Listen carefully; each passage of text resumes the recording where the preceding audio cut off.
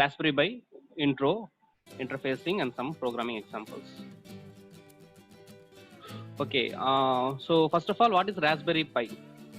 I think most of you have not heard this term Raspberry Pi. There is a basic difference between the Raspberry Pi and other embedded system kits you are using in your laboratory or in your own enthusiastic way. Whatever the kit you are using, like 8051 PIC or Arduino or etc. things, there is a basic difference between those kits and this Raspberry Pi actually. Those are all microcontrollers, whereas the Raspberry Pi is a microprocessor based, OS based. It's an embedded computer. It's a computer. It's not a microcontroller board. It's a standalone computer. It's a CPU. Exactly to say, it's a CPU, Linux CPU. Why we are learning about this Linux CPU in the embedded, that you will understand in the upcoming slides actually. Okay.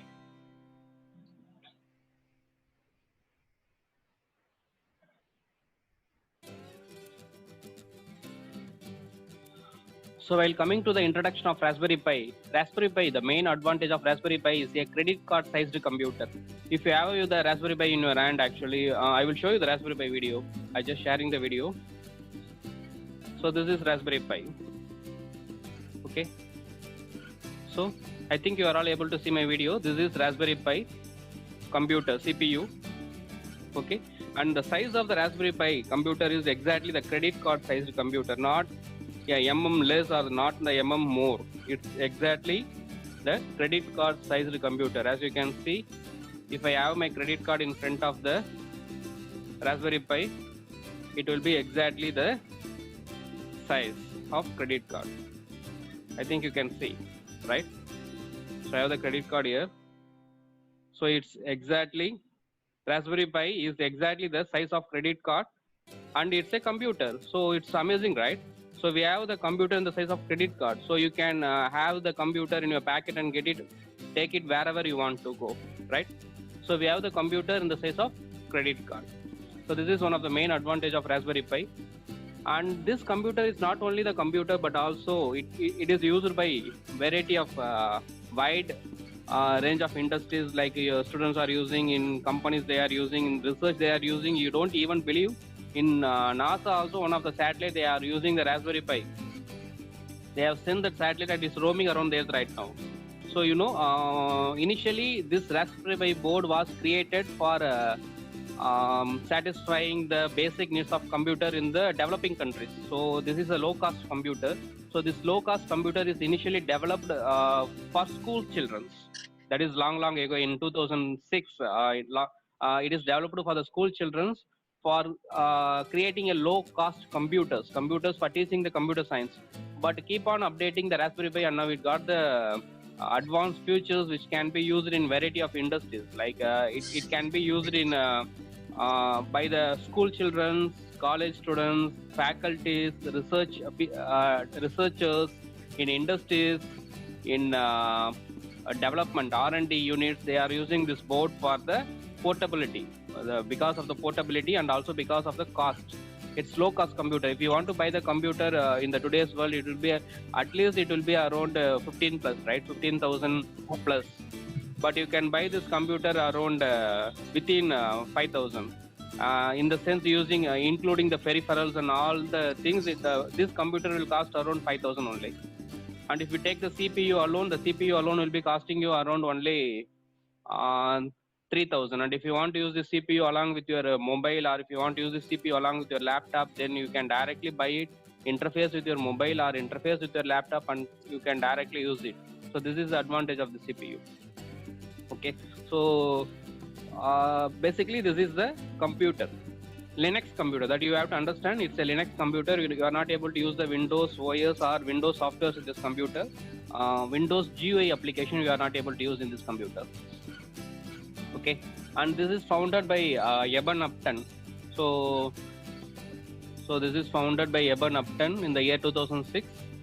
And the name Raspberry, the name Raspberry is nothing but a fruit name. So this is a raspberry fruit. Might be some of you heard of. So this is raspberry fruit.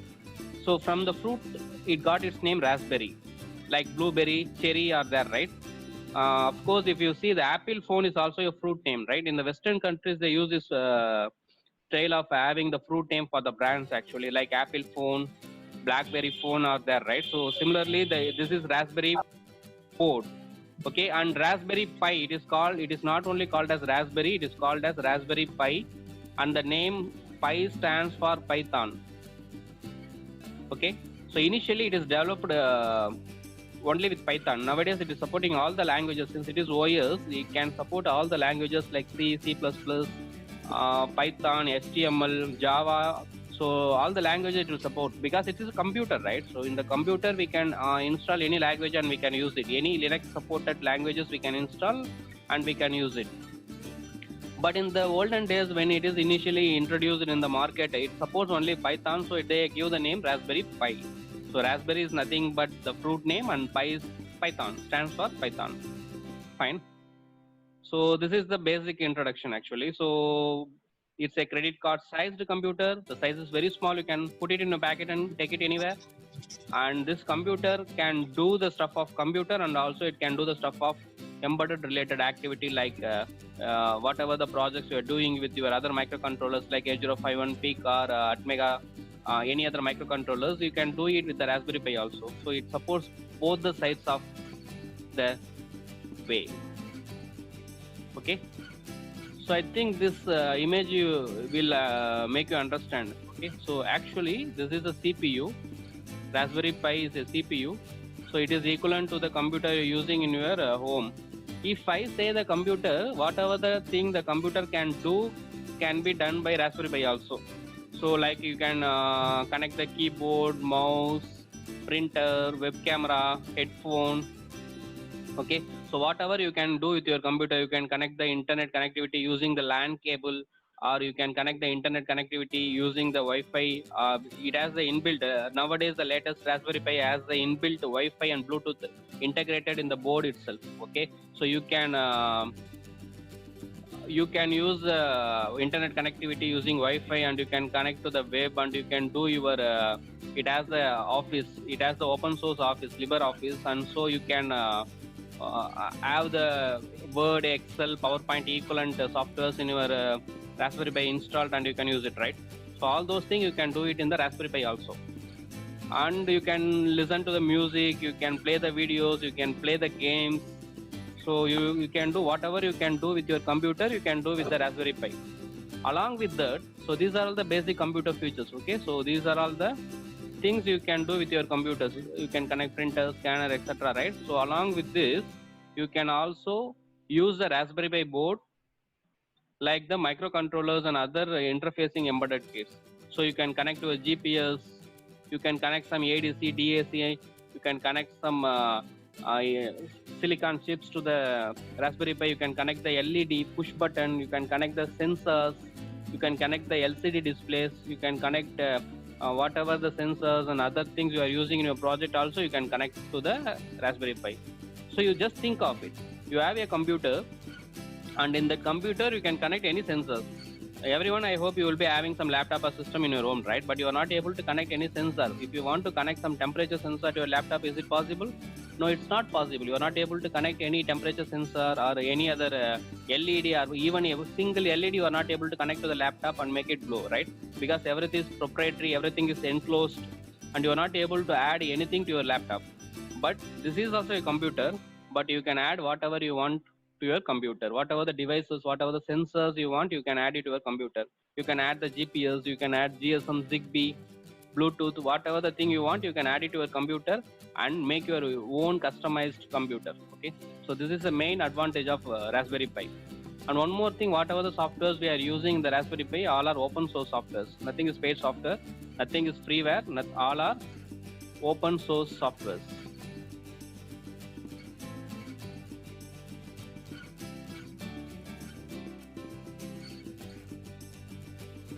Yeah, I am accepting here. Okay, I am accepting everyone.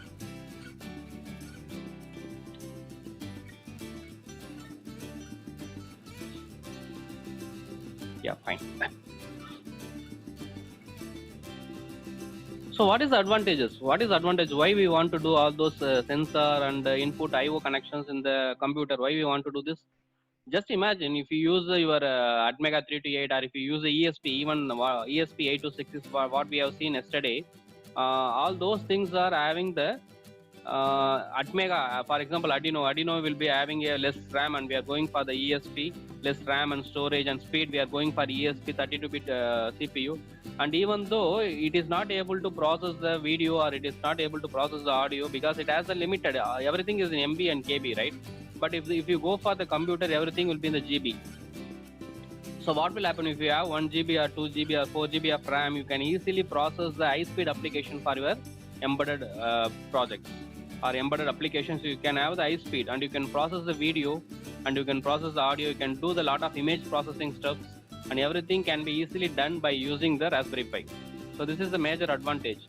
You can directly interface the camera to the Raspberry Pi and capture the image and do some image processing task and do some face recognition, or you can do whatever the thing you want. You can directly do with the Raspberry Pi in the high speed configuration because it's a computer. And also one more thing, if you go for this microcontrollers like 8051 or Arduino or ESP, everything are loop programmed.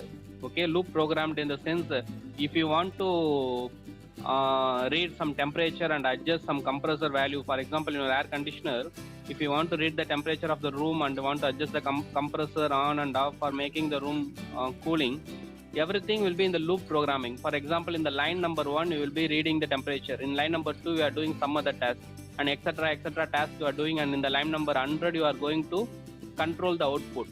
So might be when the program comes to line number 100, that time the temperature whatever measured in the line number 1 may be varied, right? It's not fixed. Temperature is the differential value. It is varied, and might be the value of the temperature in the line number 100 might be different value. So what will happen? You have taken a decision and you have acted on your output based on the not the real-time value. It is the value before some microseconds or before some milliseconds or before some seconds. Okay, so this is the case when you go everything in the looped programming. But when it comes to the multi-threading, multitasking programming, what will happen? You can simultaneously do the task. So that is the main advantages. For example, if you take your computer, you can download something in the background, you can listen to the music simultaneously, and you can type something in your Word, and all the three processes can be happen at the same time in your computer. But when you go for the controllers, what will happen? The process will be do one by one. It will do the first task and do the second and third and fourth. It will be structurally it's programmed, right? So this is the thing how the structured programming will be work. But the threaded programming or the multi-threaded or multitasking programming that we are using in our computers, what will do? It will do the task parallelly. So this is also one of the main advantages. So what you can do, you can read the temperature and you can control the output simultaneously by using two different threading in the same code. So that is possible by using the Raspberry Pi. Okay, so these are all the thing we can have advantages on Raspberry Pi.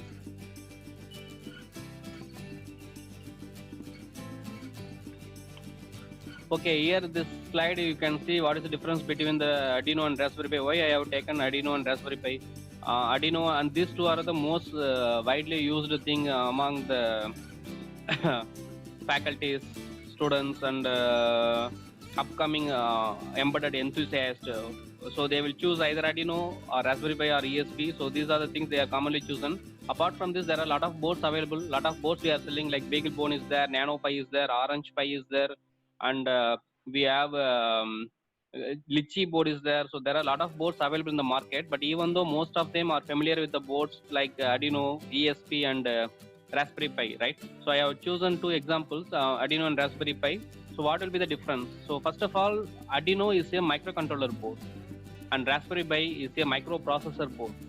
Okay, it's a computer. Raspberry Pi is a computer, whereas Arduino is not a computer. It's just a microcontroller board.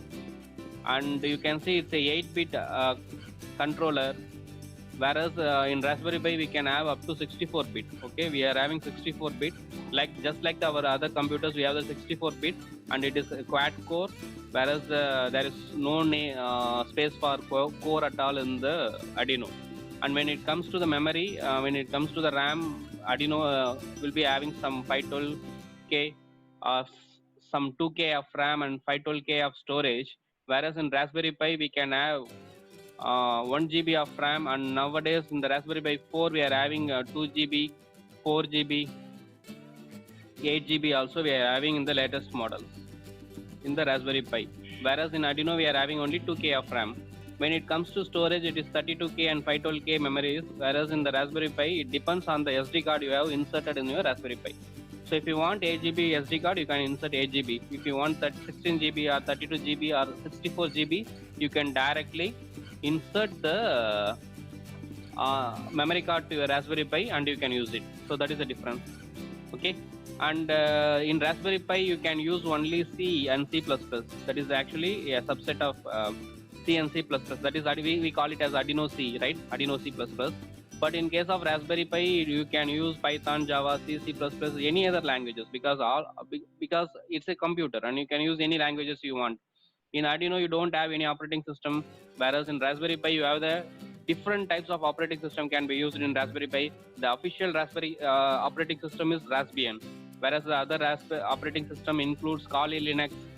We can even use Windows 10 IoT Core, and we can use the Ubuntu Mate, and we can use the Android, and we can use the OSMC, that is the Media Center. So a lot of OS is supported by the Raspberry Pi. And when it comes to the Arduino, the maximum digital pins possible is around 54. 54 in the sense Arduino Mega, right? In Arduino Uno and all, you will be having 0 to 13, that is 14 digital and 6 analog, whereas in the Mega you will be having up to 54 digital pins. But in the Raspberry Pi, you are 40 I/O pins, and the one of the small disadvantage of Raspberry Pi, you don't have any analog input, you don't have any ADC integrated in the Raspberry Pi. But in Arduinos, we will be having 6 to 12 analog inputs based on the model of board you have been selected. So that is the difference.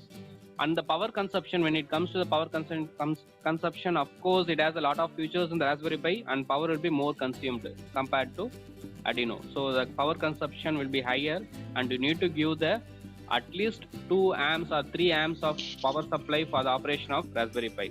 So that is important. And whatever the communication protocol or communication languages supported by Arduino is also supported by Raspberry Pi along with the other protocols also, like I2S. These features are there in Raspberry Pi, I2S. And apart from that, you can directly have the USB camera, and you can directly have the HDMI port, Ethernet port. Everything is directly can be connected to the Raspberry Pi. You can connect the keyboard, mouse, monitor. So everything you can directly connect to the Raspberry Pi, whereas in Arduino it is not possible. So these are all the basic difference between Arduino and Raspberry Pi.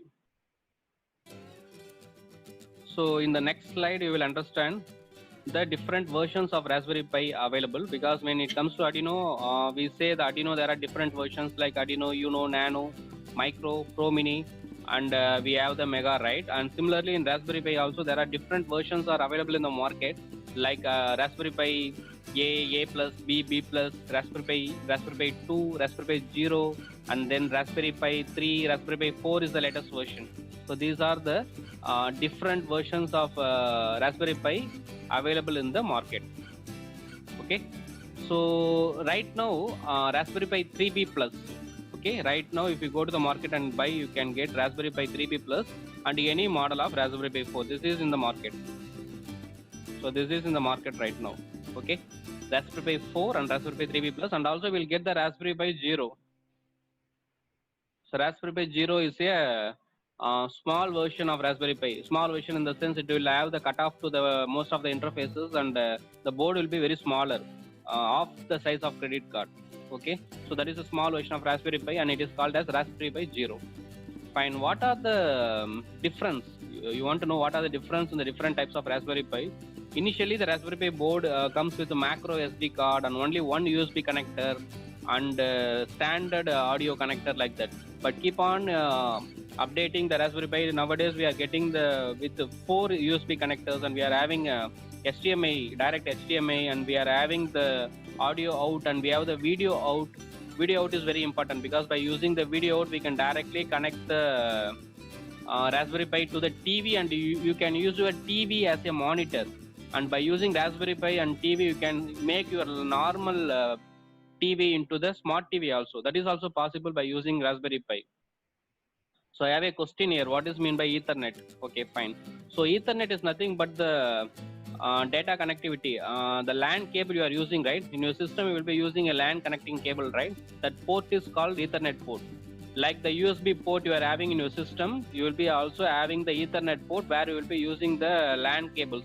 Nowadays, you are using laptops all with Wi-Fi, so you are not able to. Sometimes there will not be any Ethernet, but in the earlier times, everyone is using Ethernet. There is no Wi-Fi at all. Even in the Raspberry Pi also, in the starting stages, there is no Wi-Fi at all. We use Ethernet only. If you want to use Wi-Fi in the Raspberry Pi 2, because you can see it here itself, right? In the Raspberry Pi, these models, right? This Raspberry Pi up to Raspberry Pi 2, there is no wireless. So there is no wireless in the sense there is no Wi-Fi. So there is no Wi-Fi and Bluetooth in the Raspberry Pi before the model of Raspberry Pi 2. So what we have to do, we have to connect the internet to the board by using the Ethernet cable. That is the LAN cable. There will be the Ethernet cable. So by using the Ethernet cable only, we can able to connect the internet.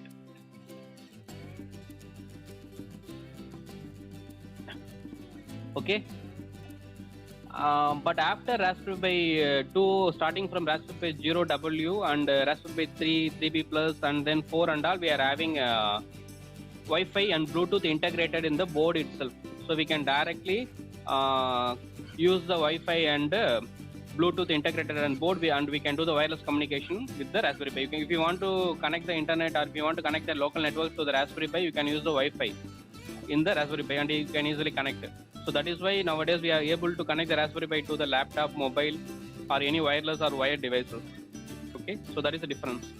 The main difference between different versions of Raspberry Pi is one is form factor. Form factor is nothing but the size, but nowadays all are in the standard size. Standard size is credit card size, and compact size is less than the credit card size. Okay, so this is the form factor difference. And another one is Ethernet port availability. So for reducing the size of the board in the compact boards, there will be no Ethernet. There will be no Ethernet ports.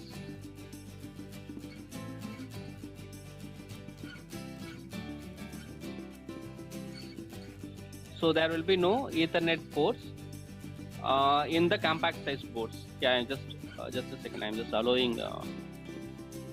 Yeah, okay.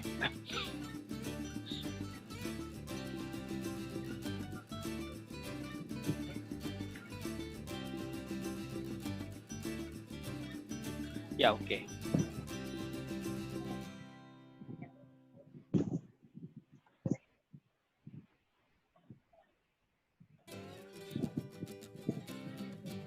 So there is a question. There is a question.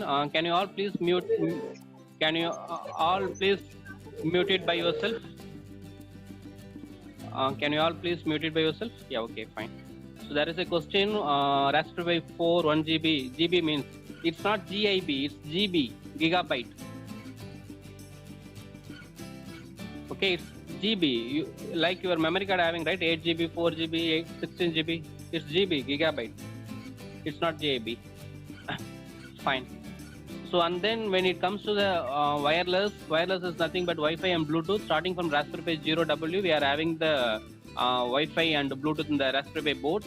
And then when it comes to GPIO is nothing but the general purpose input-output via which we are able to connect the our sensors and interfacings, whatever the embedded interfacing sensors and modules and whatever you want to connect to the Raspberry Pi board will be connected via GPIO. And nowadays we are having 40 pins of GPIO. Earlier days we had only 26 pins of GPIO in the earlier versions. Okay, so if you go to the market today and if you want to purchase a Raspberry Pi board, it will be around 3,000, 3,500 in that range, and you will be getting the boards like Raspberry Pi 3B Plus. In short, we call it as RPI 3B Plus, and you can get RPI 4B. So, and also you can get the board like RPI 0W. So these are the boards you can get it in the market today. And standard board, what I prefer, if you are beginner, you can go with the 3B Plus, because in RPI, that is the Raspberry Pi 4P, there are a lot of features added and somewhat complicated they made actually. I will explain that also in the upcoming slides. So I can prefer you to go with Raspberry Pi 3B Plus. That is a standard one. you can, which project should we choose for our project?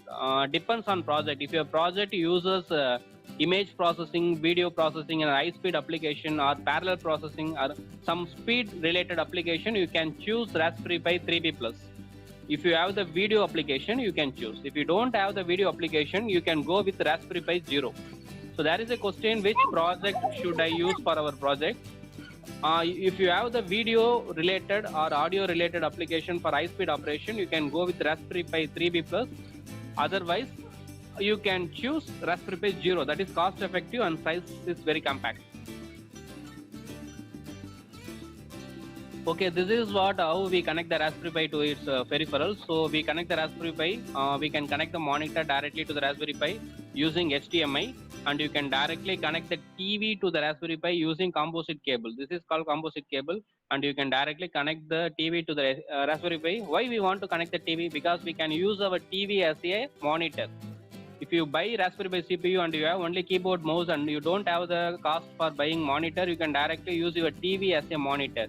Even if you don't have the TV, you can directly use your laptop or some other thing, and you can have the remote view. But for making a standalone system, you can even use your TV as a monitor when connecting with the Raspberry Pi.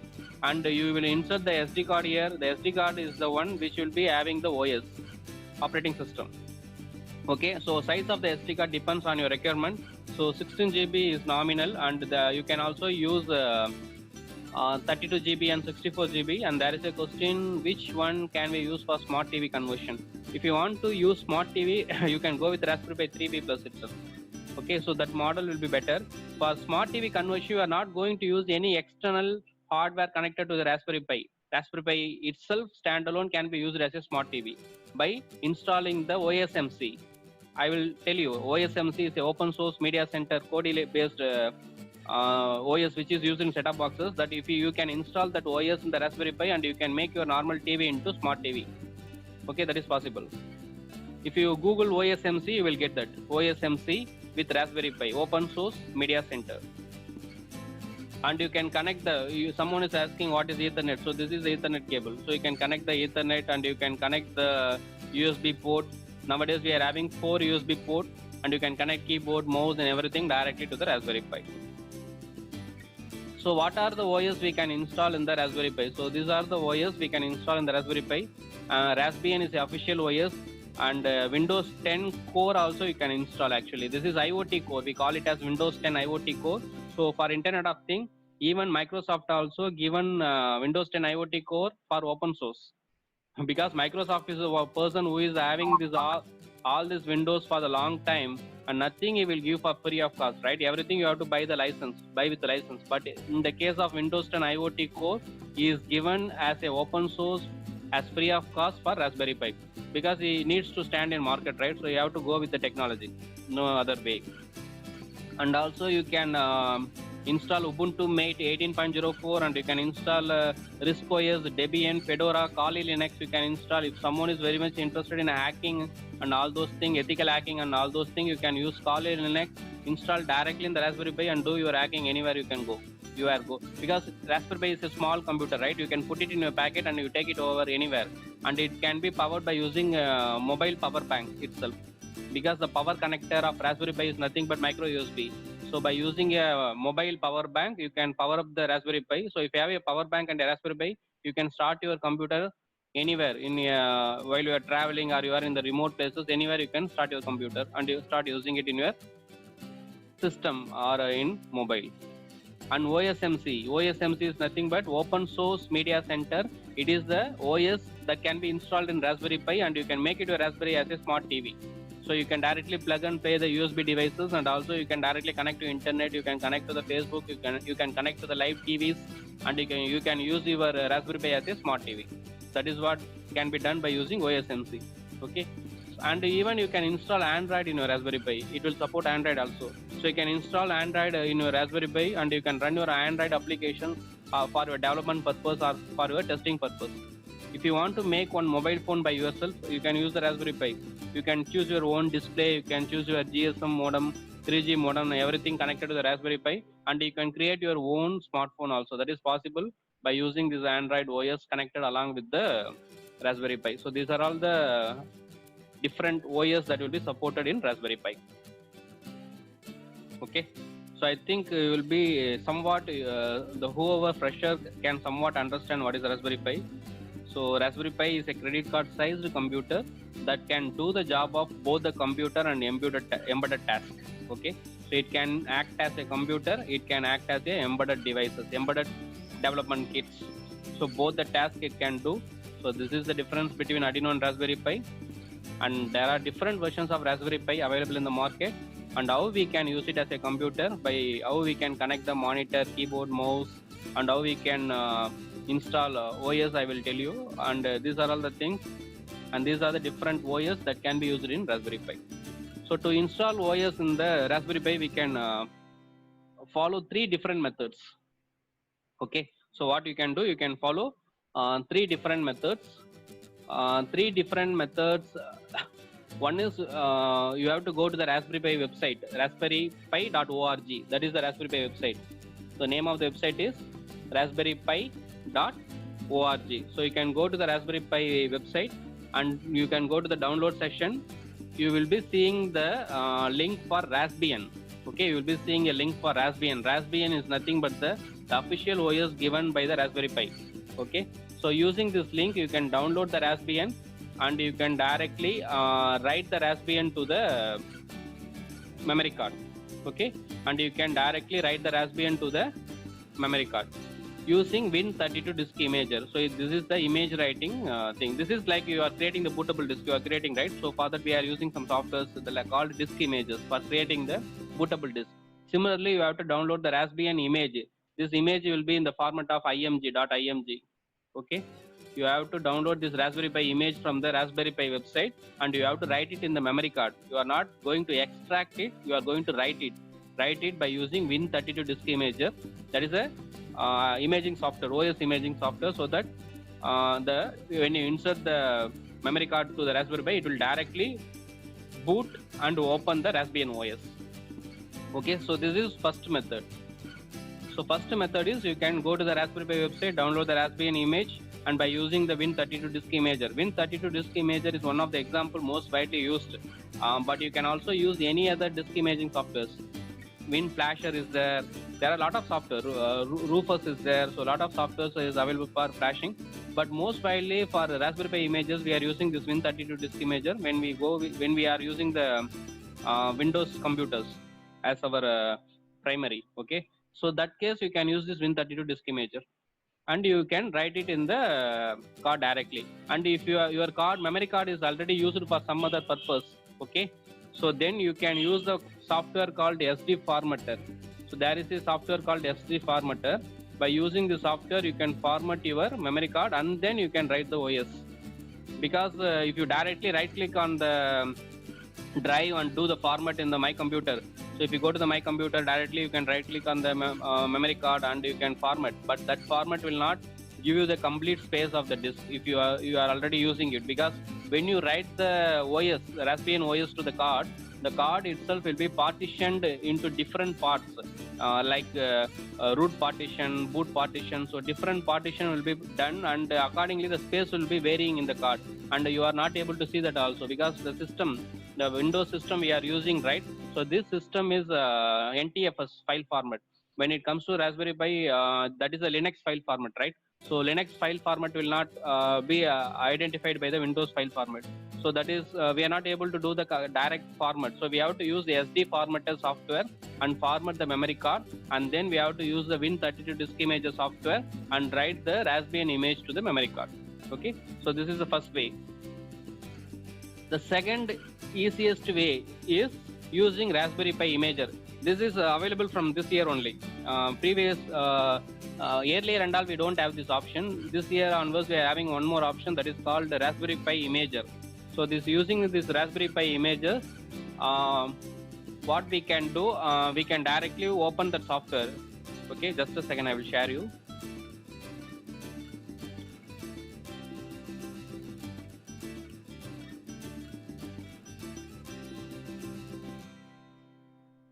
I will do the sharing option so that I can show you also.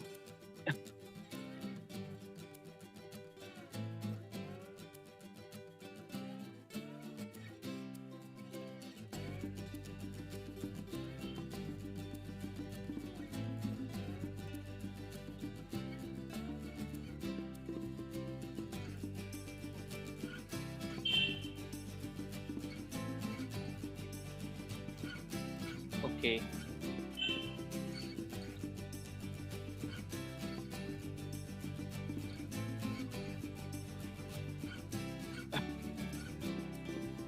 So this is Win32 disk imager. Okay.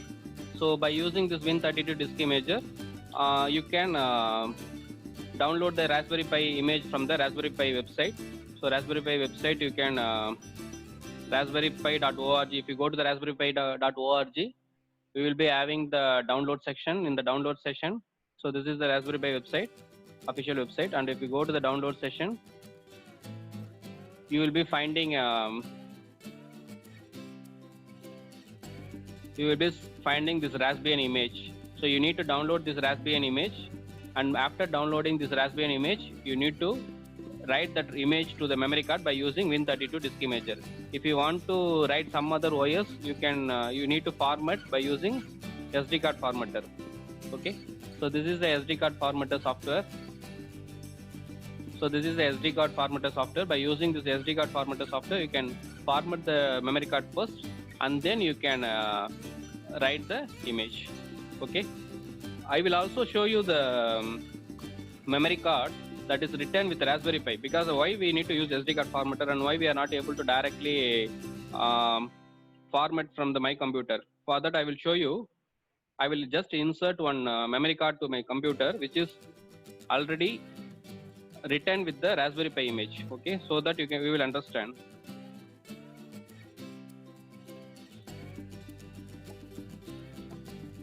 Okay, I am just yeah.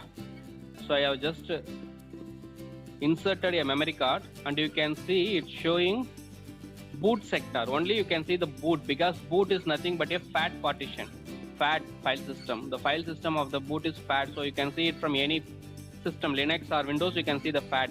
But when it comes to other NTFS, because these are all NTFS file system, right? So you can only see the NTFS file system in the Windows computer. This is NTFS file system.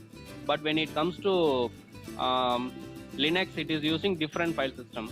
Okay, so that is why you are not able to see the other partition. The total size of the memory card itself, it will be showing 252 MB only. But if you format this memory card by using SD formatter, it will retrieve all the space and give it to you. So that is why we need to use the SD formatter. And after that, you have to use the Win32 disk imager. And the second option I was talking about is Raspberry Pi imager. So Raspberry Pi imager, you can directly download from the Raspberry Pi website itself, from the download section itself. Okay, when you go to the Raspberry Pi website, in the download section, they have given you the option of downloading Raspberry Pi imager. So this is the Raspberry Pi imager. So you can directly download. So the imager software will be like this. So by using this imager software, you can directly choose the OS you want. What is the OS you want to install? You can see Ubuntu is there, LibreELEC is there. So, okay, so you can choose the OS and you can choose your card. And after choosing your OS and card, you can directly click on write button. It will automatically download the OS from the internet and write it to your card. So this is the easiest way, and this way is introduced by Raspberry Pi this year. Okay, and another way is that is Noops method. So Noops method is nothing but a new out-of-box software method. By using this method, you need to download the zip file from the Raspberry Pi website. You have to download the zip file from the Raspberry Pi site, and that zip file will be having more than one OS. Raspbian is a single OS, right? But the zip file will be having more than one OS, and after downloading the zip file, you have to extract the zip file in your system itself, and you have to copy the content to the memory card, and then you have to put it in the Raspberry Pi, and it will ask for the setup, which OS you want to install, and what is the time zone, what is the keyboard, and all those installation procedures will be asked when you use Noops method. So this is the third method. Okay, so by using these three methods, you can install the Raspberry Pi OS. I hope you understand. Okay, so and then we are going to see. So we got the board, we got the Raspberry Pi board, and then we installed the OS, and I have told you how to install the OS. And after that, we want to use the Raspberry Pi board. So for that, we have different methods of using. One, you can directly connect the monitor, mouse, and keyboard to the Raspberry Pi board and use it as a computer. So, and you can use it as a computer. Okay. And second method, if you want to use it for your project and you don't want to connect the keyboard, mouse and monitor to your Raspberry Pi, then you can insert after installing the OS, you can boot the Raspberry Pi and you can connect or you can remote access. Okay, this is SSH. Okay, you can remote access to your Raspberry Pi using PuTTY and Xming server. So this is the method we used in the earlier days, PuTTY and Xming server. Or you can use the VNC Viewer. This is the method I am suggesting you can use. Okay, VNC Viewer is the good method, because when you use the PuTTY and Xming server, what will happen? The instance of OS will be created. It is not the exact screen of OS. The instance of OS will be created like the client, and we will not be having the permission to all the settings. Okay, and for the same Raspberry Pi, if 4 different people are logging in from the different systems, they will be having different desktops when you go with PuTTY and Xming server. But in the case of VNC Viewer, you can take the direct control of the desktop of the Raspberry Pi, and whatever the changes you do to the Raspberry Pi will be changed in the same login itself. So you can use the VNC Viewer. And another method is MobiXterm. So MobiXterm is something is a combination of PuTTY, VNC, and all FTP. Everything will be there in MobiXterm. So these are the 3 different softwares we can use it for Raspberry Pi remote view. So this is the one software. This is PuTTY. PuTTY you can use. Okay. So for example, I have already connected and Raspberry Pi to the power. So I can now log into the Raspberry Pi by using the IP address of Raspberry Pi. So I am just typing the IP address of Raspberry Pi. I think it's 93. Okay.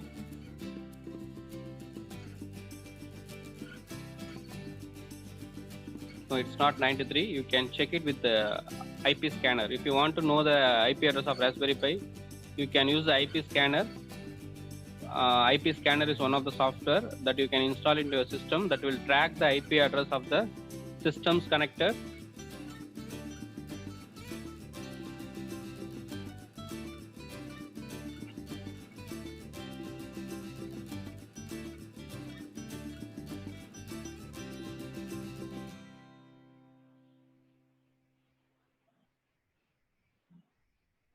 Yeah, so we got the IP address of Raspberry Pi. So the Raspberry Pi IP address is 193. Okay, so we need to connect to 193. So now I can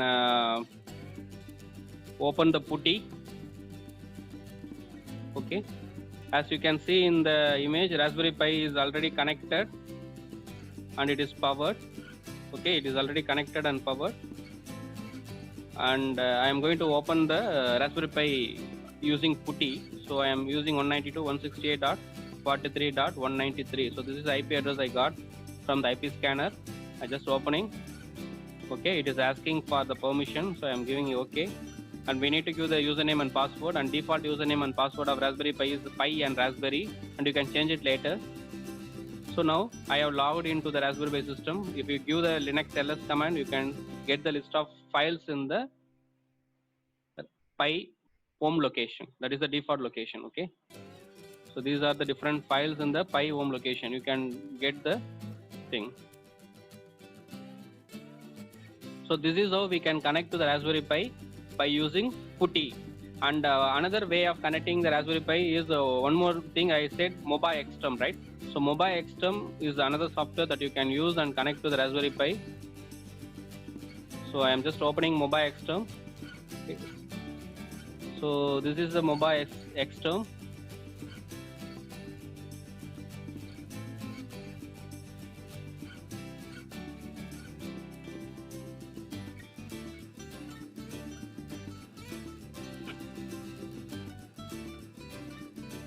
So by using the MobiXterm, you have to enter the IP address of the Raspberry Pi. So this is the screen. So you have to enter the IP address of the Raspberry Pi. So IP address of Raspberry Pi is 193. Okay, and you can directly save. In this, you have the various options. You can have the SSH, Telnet, VNC. Also, you can do it here. FTP, SFTP. So MobiXterm is a combination of different remote access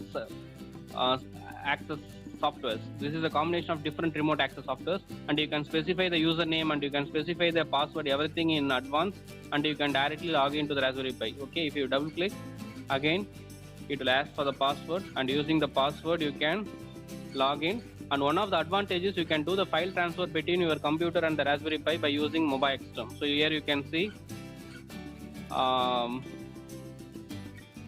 okay, here you can see the list of files in the terminal, and also you can see the list of files as a folder view. And from here you can download to your computer, or you can upload the files from your computer to the Raspberry Pi, so that if you want to do some file transfers, you can easily do using this Mobile Extern. So this is another way of using connecting to the Raspberry Pi. Okay, and third method, I said VNC. I suggest you to use the VNC. I will show you how to use VNC now. You have to download the VNC Viewer.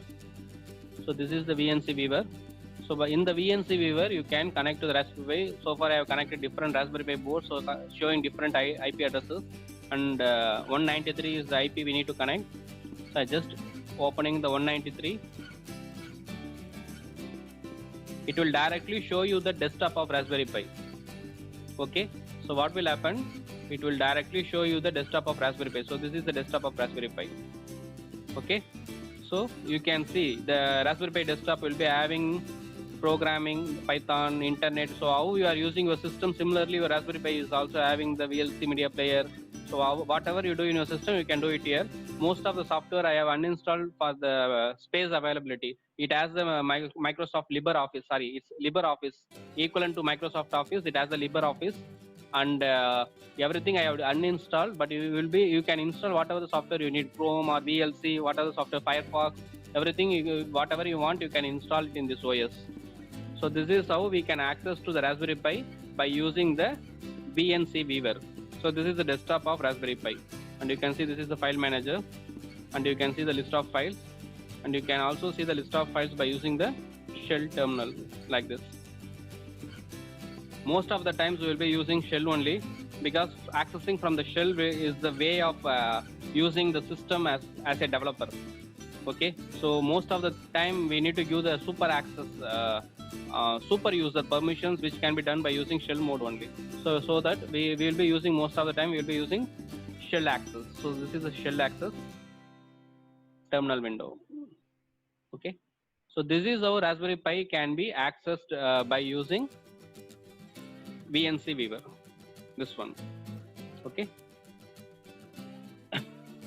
So now coming to the latest model of Raspberry Pi. So this is the latest model of Raspberry Pi. This is called Raspberry Pi 4 Model B, and you can see it has the HDMI small. It has a micro HDMI, and it sorry, this is the C connector for power. So in the latest model of Raspberry Pi, you cannot use the micro USB power charger for powering the board. You have to use the C connector. You might be aware of C connectors that is used in recent smartphones and other devices, right? So that is, we have to use the universal C connector for powering up the board, and the HDMI that we are connecting to the monitor here are micro HDMI. So small HDMI only we can connect, and we have the two HDMI so that we can connect two monitors simultaneously to the latest Raspberry Pi board. Okay. Apart from this board, all other versions below the Raspberry Pi 4, you are able to connect only one monitor. But in the latest Raspberry Pi board, you can connect two monitors because it has a two HDMI port. But the thing is, you have to use the small HDMI cable, which is not commonly available nowadays. Okay, we need to do some online order and then get this HDMI cable. And you can directly connect the Raspberry Pi camera here. So this is the camera port. Okay, I will change the color. Okay, so this is the camera port, and you can directly connect the serial display, a touch screen display to the Raspberry Pi, or serial display you can connect by using the display connectors. And this is the Ethernet. Okay, this is the Ethernet where we can connect our LAN cable, and we have the 4 USB pins. So we can connect the keyboard, mouse, webcam, everything, whatever the thing in the USB mode, you can connect to this USB ports. There are 4 USB ports, and this is the audio video output. This is audio video output, not the input. So there is no microphone in the Raspberry Pi. Okay, you can only connect the speakers in the Raspberry Pi. If you want to use a microphone, you can connect to the USB microphone you can use. Audio video out, here you can connect the headphone, and also here you can connect the TV, and you can use the TV as the monitor. Okay, and this is the main CPU of the Raspberry Pi, and this is the Wi-Fi and Bluetooth connectors, and this is the RAM, this RAM will be varying depending on the size of model you are selecting. Okay, so in the latest 4 GB Raspberry Pi, you have the option of selecting 1, 2, 4 or 8 GB RAMs. Prior to this model, all other boards will be having only 1 GB RAM, and the fastest it is 1.5 gigahertz 64 bit. Okay, other models are less than this. And another advantage is yeah, okay, so another advantage is you will be having all high rated, like Bluetooth. It has the latest version of 5, USB it has the USB 3.0. okay, and these are all the other advantages. The only disadvantage, it has a micro HDMI. So micro HDMI is one of the reason why we are not using Raspberry Pi 4 for our project purposes, because micro HDMI cables are not that easily available in the market nearby. Okay, and other changes done in Raspberry Pi 4 is it has USB-C connector. Okay, so these are the changes done in the Raspberry Pi 4. That is why I am not suggesting this for the near future. Most of the things you have to get. And one more thing is you need to provide at least 3 amps of power supply. You need to give at least 3 amps, 5 volt 3 amps of power supply to power the Raspberry Pi 4 model. But in case of 3, you can use 2 amps also, it will boot. But in the Raspberry Pi 4, you have to use 3 amps, then only the board will get boot. Okay, so that is also the thing. So next, so this is the view of Raspberry Pi 4. So you can see the CPU, RAM, and this is the Ethernet controller, and you have the USB controller, and you have the composite video out, camera connector, display connectors. Okay, so this is the display connectors, and this is the regulating power section. And next to the USB, there is the power section of regulation, voltage regulation, and 2 HDMI. So these are the things. On Ethernet 1 GB fast of Ethernet port, and you have the USB 3.0. You have the USB 3.0, and also you have the USB 2.0. So these are all the things in the Raspberry Pi 4. And you have the 40 GPIO pins. So this is the 40 GPIO pins, in which you are having different communication protocols like PWM, GPIO, I2C, UART, SPI, serial. Everything is there in the this 40 GPIO. Also it has I2S, like I2C. Okay, so this is the view of Raspberry Pi 4. And coming to the board we are going to use today, we are going to use Raspberry Pi 3B Plus, which I am suggesting for your projects also. This board is what I am suggesting. So this board, you can see this is the everything will be similar to the Raspberry Pi 4. Here it will be having only one HDMI port and standard HDMI cable. You can use it with this port. When you see the 2 HDMI ports of small size will be having in the Raspberry Pi 4. In Raspberry Pi 3B Plus, you will be having one HDMI of standard size, which can be easily available. And you are using the micro USB connector here. Your micro USB connector is here, but when you go to the Raspberry Pi 4, it is the C connector. But in the Raspberry Pi,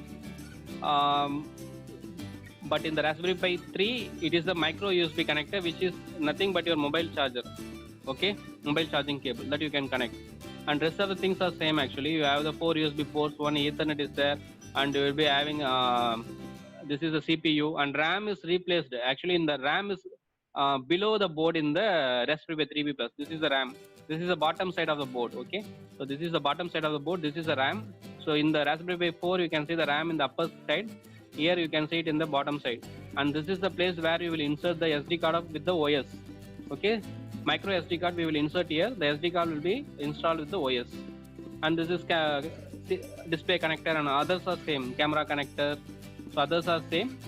The difference is USB C is used in 4, here micro USB, and this one is micro HDMI in 4, here normal HDMI, standard HDMI.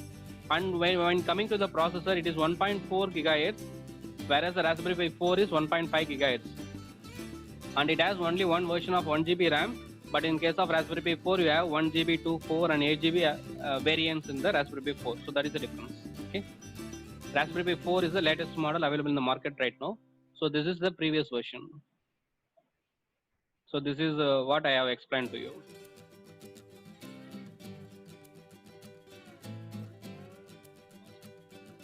And one more thing, so you can see a small thing. This is nothing but Wi-Fi and Bluetooth antenna. Okay, Wi-Fi and Bluetooth antenna. This is the Wi-Fi and Bluetooth module. This is the Wi-Fi and Bluetooth module. For that we need an external patch antenna. For that we need a patch antenna. That patch antenna is shown here. So that is placed in the board here. Okay. So this is Raspberry Pi Zero. This is half the size of credit card. Even it is smaller than Raspberry Pi. So half the size of credit card. And this board you will be connecting the OS here, processor. There is no Ethernet. Only one USB, and that is micro USB. And this is for power. And you have the HDMI. This is standard HDMI. You can connect the standard HDMI here, and then you can connect the camera here. So very simple. And but you have all the 40 GPIOs. Okay, you have all the 40 GPIO, and you have all the options here. But the size of the board is half the size of credit card. So that is the advantages. If you are not using any video application in your project, you can directly go with this board. You are not going to use any video application or high speed application in your project, you can directly go with this board. It can do the all other things except high speed operations. And RAM of this board is 512 MB. Okay, the RAM speed of this board is 512 MB. Okay, now coming to the part. So this is the pin configuration of all the Raspberry Pi board that has 40 GPIO pins. Okay, all the Raspberry Pi board which are all having 40 GPIO. All the latest boards will be having 40 GPIO only. So this is the pin configuration. How we can use that pin. So you can see this is how we can take the numbering 1, 2, and 39, 40. How we can number it actually. So in the Raspberry Pi board we take the numbering like this. Like 1 will be here. Adjacent is 2. So like this 1, 2, 3, 4, 5, 6 like this. So we'll be having 40 pins. And 1 is nothing but 3.3 voltages. So you can, if you want 3.3 voltages for your sensors, you can take it from Raspberry Pi. And 2 and 4 are 5 voltages. This 5 voltages that you are giving to the board directly, that will be that you can take it from here and use it in your sensors. Remember one thing, Raspberry Pi 3 will operate in 3.3 voltage range only. Whatever the sensors and modules you are connecting, whatever the input you are going to give to the board. So whatever the input you are going to give to the board from the sensors, you should give only 3.3 voltage operating. Even ESP can withstand up to 3.6. Even though it's 3.3 voltage operating level, ESP can withstand up to 3.6. But that is not in the case of Raspberry Pi. You have to give only 3.3 as the input to the Raspberry Pi. Okay. And you can see the different connectors. So whatever the things are red are power connectors. And you can see where we need to connect the UART, SPI and all those things. So this is the place where we connect the GPS, GSM, Zigbee, Bluetooth, Wi-Fi is integrated, so that we don't need. Wi-Fi, Bluetooth is integrated in the board itself. We don't need to connect externally. If you want to connect the GSM modem, GPS modem, Zigbee, any other serial devices, you can directly connect to the GPIO 14 and 15. That is multiplexed in GPIO 14 and 15. That is TXT and RXT. UART connectors. Okay. So now we are going with the practical examples. Okay.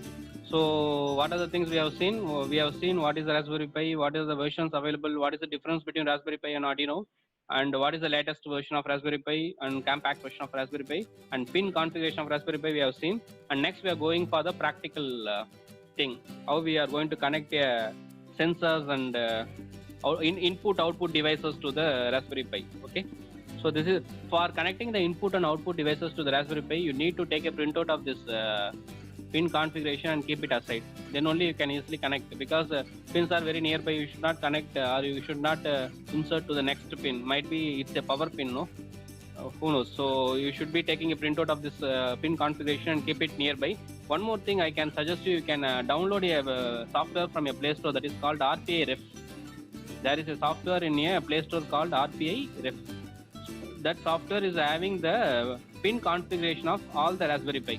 You can directly download and you can select your model of the Raspberry Pi board and it will show the pin configuration. Okay. So that will be easier option. Okay. So you can download it and put it in your phone. That is called Raspberry Ref. So I will be showing here. See, you can see it, right? So this is a software, Raspberry Ref. You can just download and you can directly select the model number of the board. I am selecting a B+, so it will show you the pin configuration. So this you can use it.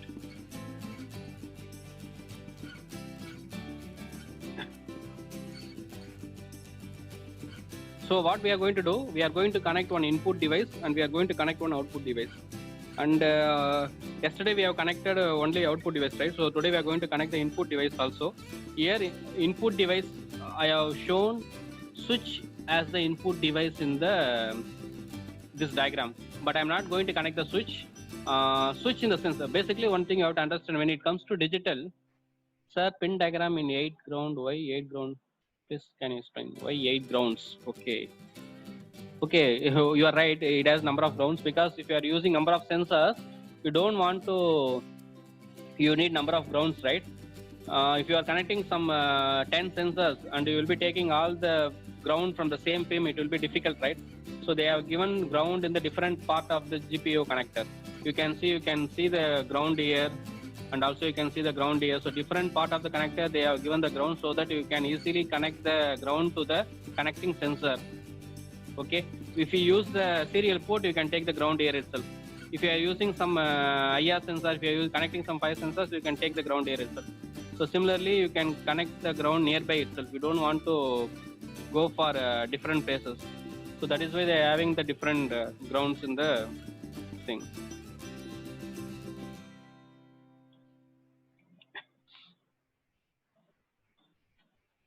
Okay, so you must understand one thing. When it comes to the digital input, switch is given here.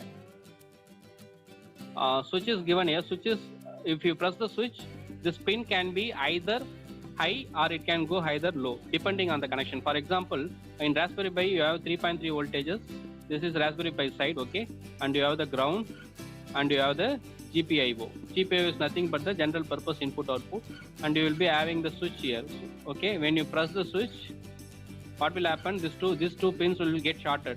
So what you can do, you can directly pull up or pull down the GPIO. So this is a GPIO. So when configuring the GPIO internally in the software itself, you can make it high by default.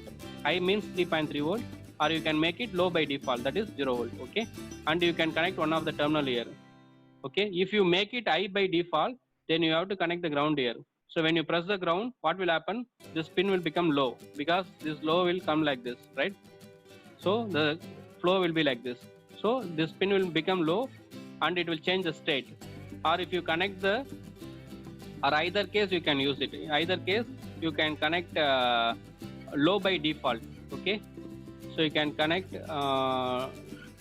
you can make it low by default, and you can connect high here, so that when you press the button, this pin will become high. So it depends on the sensor you are connected. So here I have mentioned switch, but instead of switch, you can connect any sensors.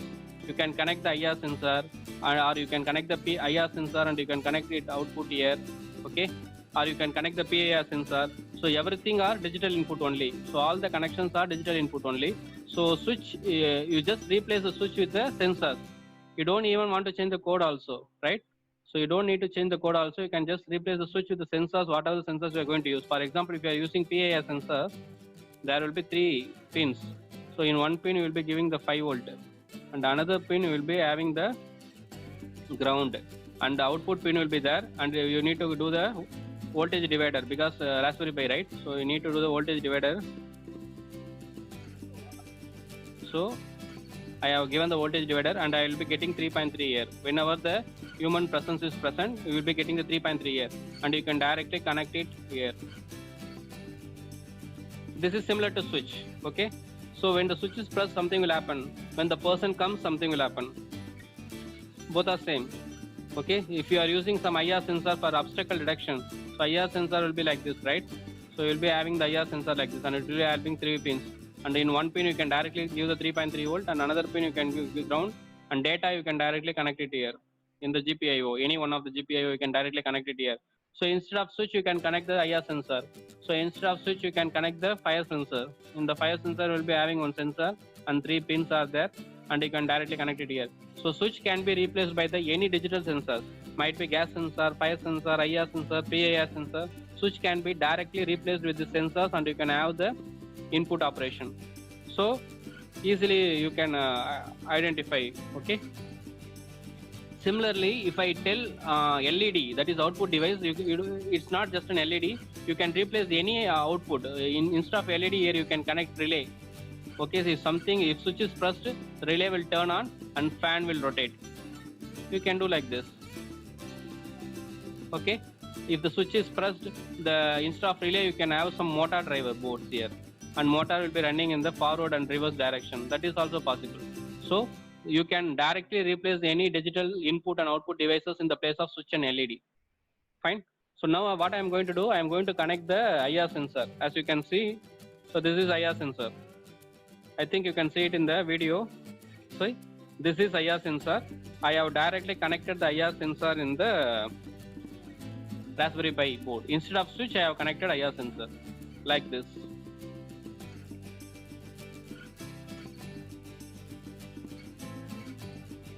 Okay, so instead of switch, I am going to connect the IR sensor. So IR sensor can identify the obstacle. If some obstacle comes nearby, what will happen? It will be detected. You can see, right? If some obstacle comes nearby, it will detect. So I am just placing the obstacle here. So this is obstacle. If some obstacle comes, the sensor will react. Okay, so it is going to change its state. So the IR sensor is going its state from the this is active low actually. So what will happen whenever the obstacle comes, the output will become low. If there is no obstacle, the output will become high. Okay, I am going to connect this IR sensor to the Raspberry Pi. It's already connected like this, shown in the circuit here. Okay, I will just check. For example, whenever the obstacle sensor is detected, I need to say obstacle detected. I will show you the code for that. So we are going to code this. Already we have opened the VNC viewer. So this is the VNC viewer. We have the program here. So for programming, I will explain. I will give a short, brief introduction of Python, because most of you might not be used to Python. Nowadays in first year itself, we will be learning Python, right? But before and all, there is no Python in the first year. Okay, I will give you the short introduction. So Python can be programmed by using IDLE software, or it can be programmed by using different softwares are available. Thonny is there, Genie is there. You can see here itself we have Genie and IDLE. Thonny is there nowadays. Thonny also we are using. Okay, so sudo IDLE. Sudo is nothing but super user do. Super user means administrator mode. So if I have the administrator mode, then only I can access the hardware settings of the board. If I want to access the hardware settings of the board, I need to use sudo in front of the IDLE. Okay, I'm going to open the IDLE. So this is the first program for explaining how the Python will run. Okay, you can see it's nothing but a hello world. Okay, if you run this code, it will show hello world. Okay, so the Python is working fine. We have tested whether the Python is working or not. Yeah, Python is working fine. It's printing whatever I have given there. So now I am going to open the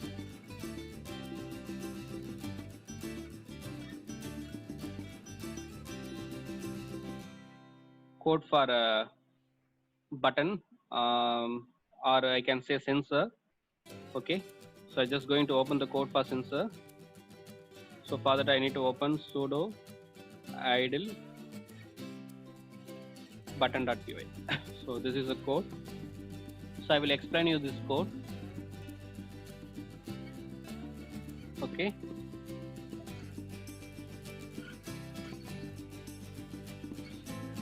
fine.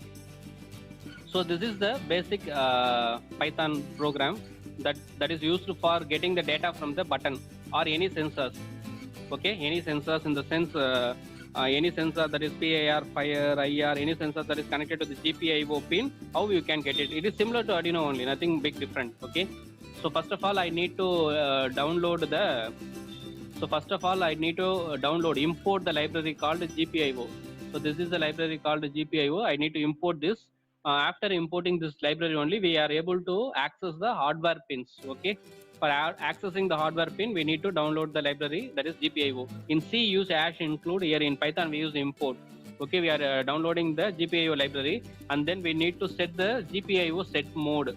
Okay, GPIO set mode. Mode in the sense in what mode we are going to use the board. There are two modes available. One is BCM mode, and another one is board mode. BCM mode means it refers to the GPIO numbers. Okay, I will show you here. There are two modes available in the Raspberry Pi. Okay, one is BCM mode and another is board mode. BCM mode means it refers to the GPIO number. For example, if I say 2 in BCM, that is GPIO 2, this one. And if I say 3 in BCM, that is GPIO 3. If I say 3 in board mode, another mode is called board mode. If I say 3 in board mode, that is pin number 3. So this is the difference. Okay, if you give BCM mode and if you mention pin number 2 or if you mention pin number 3, that refers to GPIO 2. Okay, if you mention board mode, it refers to pin number, that is a board pin number 3. In this case, you can see board pin number 3 is GPIO 2, right? So both are not same. GPIO 2 is board 3. So you have to be very careful which pin you are mentioning and which pin you are using. Like in the ESP yesterday also I have said you, D2 is different and 16 is different. Yesterday I told you na. Similarly here, GPIO 2 is different and pin number 3 is different, but both refers to the same pin. So you should be careful in this. Okay. So that is what mentioned here, which BCM mode or BCM mode or board mode. Okay, fine. So we are going to set, these are all the basic configuration, and then we have to set up the pin. For example, if I am going to connect my button in pin number 17 or pin number 6, so right now the button pin is connected, button or sensor, whatever the input device, okay, any input device. Right now this obstacle sensor is connected to the pin number 27, I think so. Just a second. So right now this obstacle sensor is connected to the pin number 27. Yes, I am right. So obstacle sensor is connected to the pin number 27. So I need to mention 27 here. Okay, so I need to mention 27 here. So 27 I am going to use, 27 refers to GPIO 27, that is pin number 13. Okay, I will show you. Obstacle sensor is connected to the GPIO 27, that is pin number 13.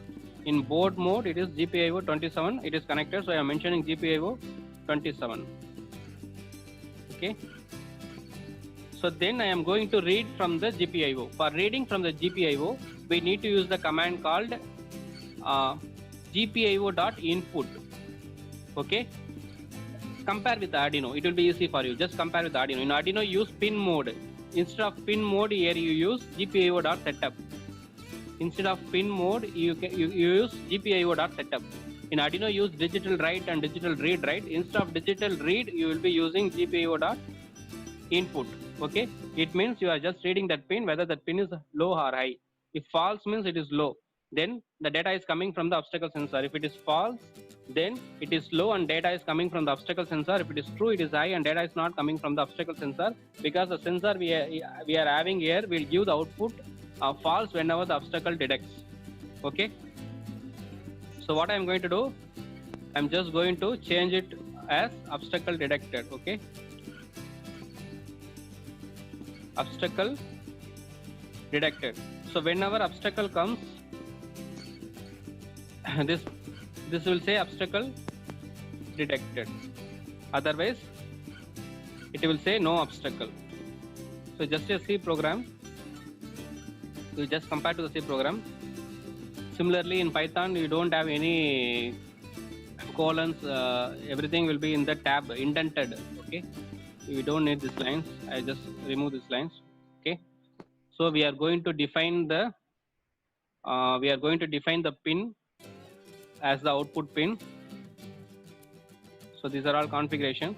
So we are going to define the pin as the input pin. Sorry, we are going to define the pin as the input pin, and then we are going to check whether that any low value is detected in the pin by reading that pin using the input GPIO.input. If it is detected, we need to print obstacle detected and at what time it is detected. We are also going to print at what time the obstacle is detected. So for printing that, we are importing that time. library. So we are using the time library here. So I am importing the time library here. Okay, sorry, os.system is from OS library, and delay time.sleep is from the time library. So we are having three different libraries. One is for GPIO, time library for creating the delay between one read and another read, and OS library is for printing the date and time from the OS command. Okay, so these are the things we are going to do. I am just going to run this file. For running, you need to run model. Okay, so by running this, so fine. So it is giving the error that is GPIO 10 is not declared. Yes, of course GPIO 10 is not declared because I have changed it to GPIO 27. So I need to put it GPIO 27 here. I'm putting GPIO 27 here.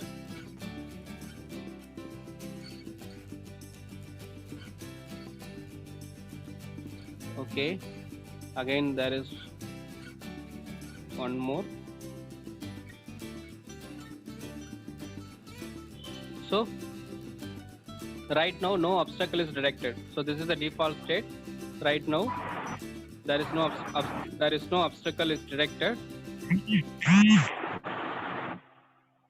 So if I have the obstacle in front of this,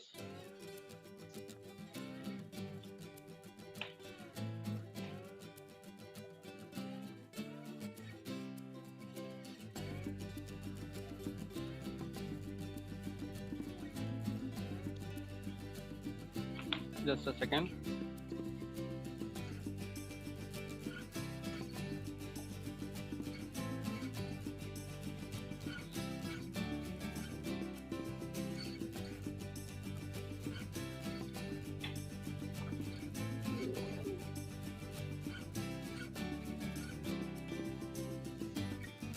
Okay, it's GPIO 22.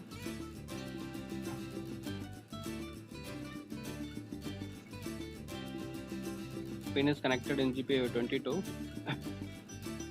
Okay. So right now no obstacle. As you can see, right now no obstacle. You can see it in the video here. No obstacle is there.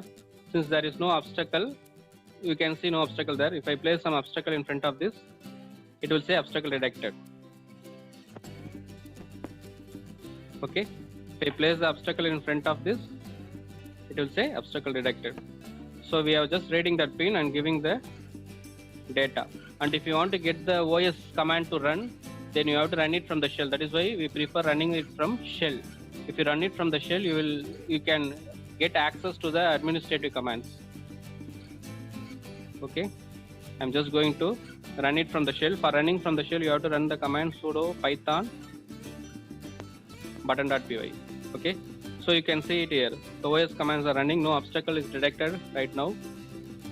So if I keep the obstacle, it will say obstacle detected and the date and time. Date and time is the OS command. So it is running from here, not in idle. Okay, like this.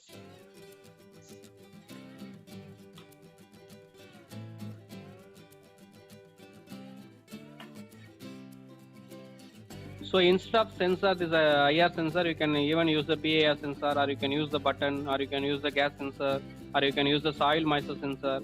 Whatever the sensor you're using, all the things are going to give the digital output only, high or low, by state, okay, binary state. So any sensor you can connect instead of here, and you can directly get the data like this. Okay, fine. So now we are going to see how to interface the output device. Output device in the sense like LED, relays, or motor, driver. Okay, those are all output digital output devices. Okay, these are all digital output devices based on bit value by state. Okay, we are going to see about output devices, how we can connect the output devices. So for checking the output devices, I have interfaced the LED. Okay, for testing the output devices, I have interfaced one LED board here. So as you can see, this is the LED board. I just interfaced with this board, and this board is connected to, I need to check the pin number. This is connected to GPIO 27. Yeah, this LED is connected to GPIO 27 actually. Fine. So for making this LED blink, I have written the code. I will explain you the code.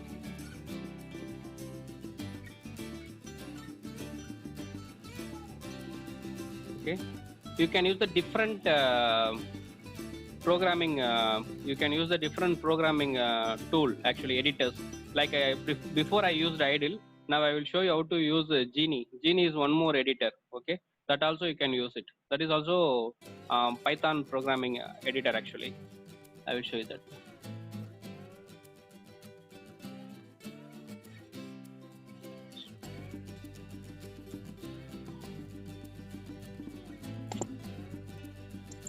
So this is Genie.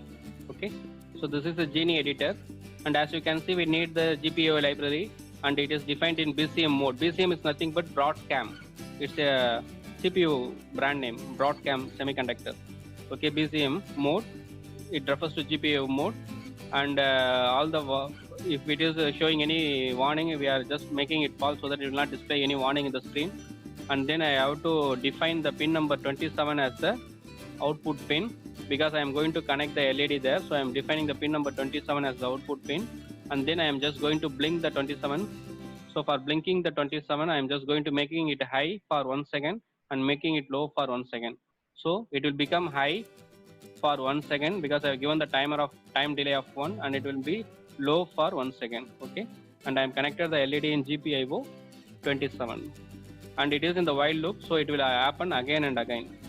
Okay, let me save this code and run it from the terminal. So for running the code, we need to use Python.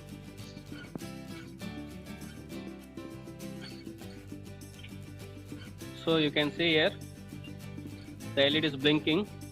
Similarly, you can connect any buzzer, the buzzer will beep. If you connect the relay will turn on. If you connect the motor driver, you can control the motors. For example, if you want to drive the motor in the forward direction, you need 2 GPIO pins, and 1 0 you can drive the motor in forward. And if you want to drive reverse, you have to put 0 1. So 1 0 0 1, by changing the values, you can drive the motors, right? So everything will be the same thing. You have to use the GPIO.out at GPIO.setup, and similar thing will be done. And here you can see the LED is glowing. So now you can see, now we have seen one input example, and also now we have seen one output example, how we can get the data from the sensor and how we can glow this LED. Okay, and next I will show you these are all bit activities, actually bit related activities, that is 1001 digital input, digital IOs. And next we are going to see the data packets. Yesterday we have seen the data packets, right? I hope you remember yesterday we have seen the DHT11 sensor, and today we are going to see the same sensor so that you can understand the things. So this is how we have did the IR sensor and LED we have connected, and we are using some 220 ohms resistor here. Okay, so this is how it is connected. And next we are going to see about how we can interface the temperature and humidity sensor with the Raspberry Pi. So that is the next thing we are going to see. Okay, yesterday we have interfaced this sensor with this ESP, and today we are going to interface the same sensor with the Raspberry Pi. The one advantage of this sensor is it starts from 3 voltages, so you can directly power the sensor from the Raspberry Pi 3.3 itself, like the ESP. You don't need 5 volt external power, and you can directly get the data packet. And for getting the data packet, you have the library, and you can similarly how you have downloaded the library for Arduino using board manager. Here you need to download it from the JIT repository. JIT repository is the online platform where all the libraries are stored. You can directly download from the JIT repository, and there are different libraries available for the same sensor. Yesterday we have downloaded the library from the Adafruit repository. Today also we are going to download the sensor from the Adafruit only. So Adafruit have the library for both Arduino and also for Raspberry Pi. So today we are going to download the DHT11 sensor library from Adafruit repository from the cloud. So this is how it can be connected to the board. If you are having the sensor directly, you can connect like this. If you are having the sensor board, it will be having only 3 connectors. So you can directly connect the power, and then you can give the data to the pin, and you can connect the ground here. Okay, so this is data, and this is ground, and this is power. like this you can connect. Okay, if you have the module, and in the module it will be having the 4 connectors. Okay, there are 2 types. So this is module. In module will be having only 3 pins, and this resistance will be included in the board itself actually. If you are using the sensor directly, you have to put the sensor resistor externally. So that is the difference, but both are same. Okay, so this is how we can use the sensor with the Raspberry Pi.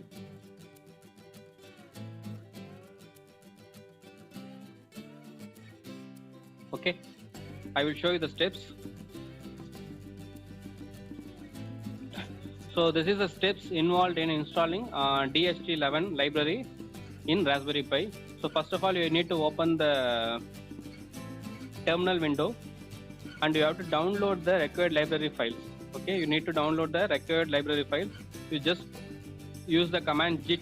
Git is the GitHub or a basic repository where all the library and important files are stored there. GitHub is the version control system actually. We use it for version control system, and all the files are stored there. So whatever the changes we made in the library will be affected in the version control also. Okay, so from git we are going to download. The command is git clone. This is the command. Git clone is the command. By using the git clone command, we are going to download from the path of GitHub. Okay, github.com. I will show you this GitHub directly in the internet. You will understand then. Okay.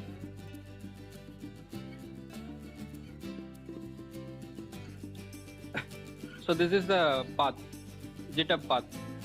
So you can see, right? This is the GitHub website. These are the library files.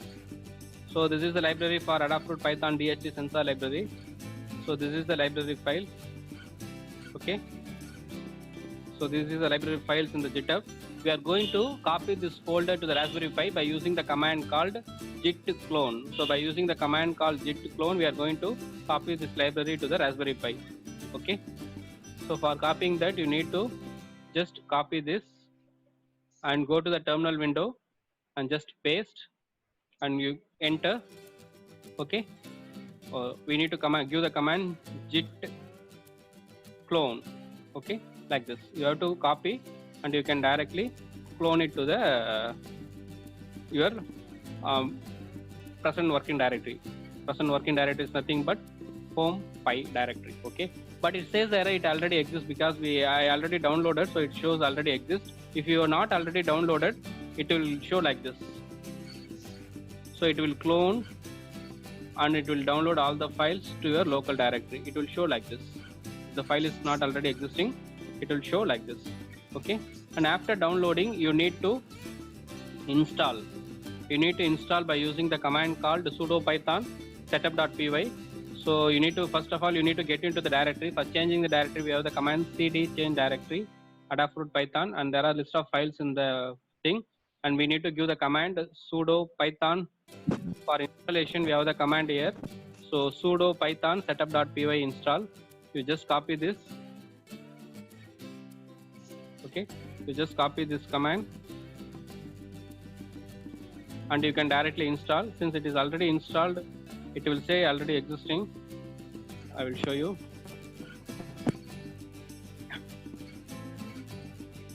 So running install. So it will install like this. Okay, so the library is installed right now, and then you can start using your library files. Okay, so I will go with the example file right now. So there is a folder called examples. I will open the example folder, cd examples, and I will show you the list of examples there. So there are 3 different examples are there. One is we can see what is inside the file by using the cat command. So by entering cat Adafruit, I can see inside the file what is inside the file. So it will, okay, it's showing what is inside the file. You can see this is the basic command that will print the temperature humidity data. Yeah, and there is another example file is there, and that is the Google spreadsheet. So this will, what it will do, it will yeah, this is nice example actually. It will get the data from the temperature sensor and directly save it in the Google Drive, and directly save it in the spreadsheet, directly save it in the spreadsheet of your Google Drive, and you need to get the API key for this. Okay, you need to get the API key from your Google Drive, and you can directly send the sensor value to the Google spreadsheet. So this is one of the interesting example, and third example is simple test. So simple test, what it will do, it will also directly print the value in the screen. Fine. So I'm going to open the first example, Adafruit DHT.py. So this is the example, and I am going to use the sensor DHT11. So I have to mention DHT11. We have the command line arguments here, so we have to mention which sensor you are using, because in DHT family there are different sensors available. We are using DHT11. There is DHT22 also available, right? Already we have seen DHT22 also available there. So but we are going to use DHT11. So we want to mention DHT11. We want to mention, and then we want to mention at which pin it is connected. So this is the usage actually, how to use this program. For using this program, they have given, you need to mention which sensor, DHT11 or DHT22, which sensor you are using and which pin it is connected. Okay, this both information we need to give, and then only it can identify the sensor and get the data from the sensor. So this is how the program should be executed. Okay, so I am going to execute this program. So sudo python adafruit.py. I need to mention DHT11, and I want to mention the pin number, and the pin number of the DHT11 sensor is, I need to check this out, 17. Okay, it is 17th pin. So I need to check it is connected in the 17th pin. So this is the DHT sensor. So DHT sensor is now right now connected to the 17th pin. Okay, I'm just executing this code. Yeah, we got the output. So it's showing the current temperature value, and also it's showing the current humidity value. But you can see it displays only once, because the code is like that. So it will display only once. If you put it in the while loop, it will display again and again. Okay, I'm just going to modify this code. I am modifying this code so that we don't need any arguments. It should directly get it. So I'm just modifying this code. So here you can see sensor comma pin, right? So here sensor I am going to give 11, and here pin I am going to give 17. So we don't need any external arguments. We can directly, okay, we don't need any, yes, we don't need any external arguments. We can directly run the code, and then fine. So this code is sufficient, I think so. Yeah, we got the output, right? So we have the 36 degrees Celsius and 49%, right? And then it should be C here. And if you want to get the data value again and again, you need two things to be added. One is you need to import the time library, because for every 1 second or every 2 seconds we are going to get the data, right? So we need to import the time library, and then we need to put it in the while loop. Okay, so we need to put it in the while loop. So we need to like this. Okay, we have to put it in the while loop, and we need to have the time delay between one read and the another read. Fine. So I am just putting time dot sleep of 1 second, or we can put it 2 seconds between one read and another read, and I can run it now. So now you can see it, since it is in the while loop, for every 2 seconds you will be getting the value of temperature and humidity. And I can check the sensor also. I just place my hand above the sensor and see whether it is changing anything. I'm just keeping my hand there. Okay, for checking the changes.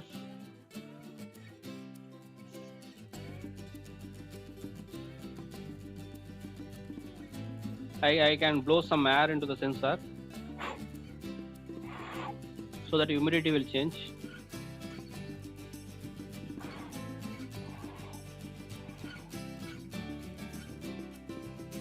Okay, so we are making a mistake. We are reading only one and printing multiple times. Okay, that is a mistake. So we need to put this line here. We are reading once and printing it multiple times. Okay. Now we can see the changes. Okay, I'm just going to blow the sensor. I'm blowing some humidity to the sensor.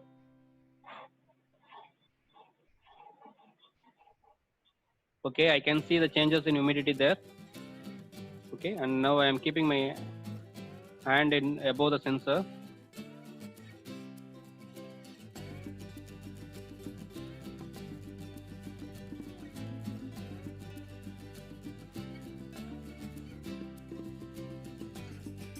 Okay, it's taking some time. Fine. So this is how we can interface the sensor. Okay, so this is how we can interface the DHT sensor with the Raspberry Pi. So we need to connect the sensor to the board, and then we have to install the library like this. We need to install the library from the JIT, and then we have to we can directly take it from the example, and you can modify the example as you want. So I have modified the example as I need actually. So if you want to, for example, if the temperature is above the certain thing, and if you want to turn on the relay, and you can add that code here. Like if you can have some output devices. For example, you can define output devices. For example, you can take the blink LED. You can take this file. So this is a blink LED file, and you can, if you want, you can add the GPIO pins there. Okay, and for GPIO configuration, I can put it here, and then I need one pin to be defined. So LED is connected to pin number 27, I think so. Yes, LED is connected to the pin number 27. So I'm just taking the pin number 27 as the output. Fine, and then I'm going to make this pin high whenever the humidity is greater than, or what is the humidity right now? 49. Okay, so I want to make this LED glow whenever the humidity is greater than 50. Okay, or 51. So I can just put an if command, and I can check humidity is greater than 51. You want to make the LED glow. Okay, you want to make the LED glow. If the humidity is greater than 50, you want to make a buzzer to play. Anything you can set it, LED to glow or buzzer to play, or you can send one SMS. Whatever you need, you can add actually. Okay, so now right now I'm just going to add an LED. If it is not greater than 51, the LED will not glow. So I will check. I can check if there is a LED here nearby. So I will just play this, run this code.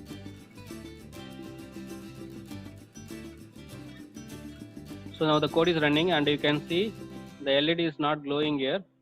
Okay, I'm going to blow the sensor to increase the humidity.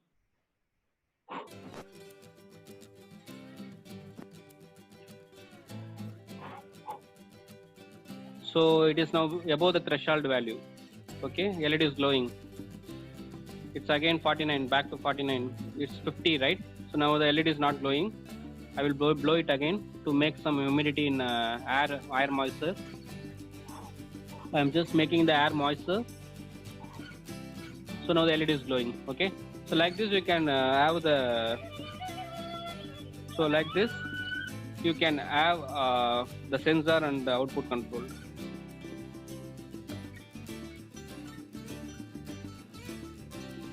So this is how we can interface the sensor library, how we can download the sensor library, install, and all these things.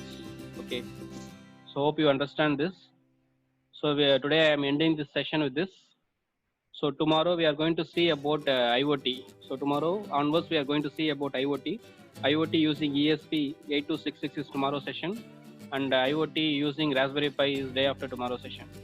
Okay, so tomorrow we are going to see, tomorrow onwards we are going to see IoT, tomorrow using ESP, and day after tomorrow by using Raspberry Pi. So any doubt in the today's session, you can type it in the chat window. Can you please ask your doubts now? So I am closing the session by now. And one more thing, these are all simple example, and you can do numerous projects or real-time application by using Raspberry Pi. So as you can see, you can create your own computer. You can do your CAM development system, server, Wi-Fi server, CCTV setup or network server, a robot or humanoid. Even Raspberry Robo is there. So by using the Raspberry Robo, you can create a robot, and there are different robotic applications that you can do with Raspberry Pi. Because, so you can see the mobile phone is created by using Raspberry Pi. So these are all the application I just want to show you what is possible. And this is a smart TV. I told you now by using Raspberry Pi and TV we can create a smart TV. Okay, so this is a smart TV set up by using Raspberry Pi, and that is OS is called OSMC. If you just Google it, you can get it. OSMC. If you type OSMC, you will be getting this is the so this is how you can convert your Raspberry Pi into smart TV. So this is Raspberry Pi based OS. So this is how you can make your Raspberry Pi into smart TV, OSMC. So there are numerous applications you can do with Raspberry Pi as a data logger, etc. You can do with the Raspberry Pi, and you can even Google for more things. You can get a lot of things in Google. A lot of applications, and you can check for the NASA Raspberry Pi satellite. All those things you can check it out. Any doubt you can ask now in chat box.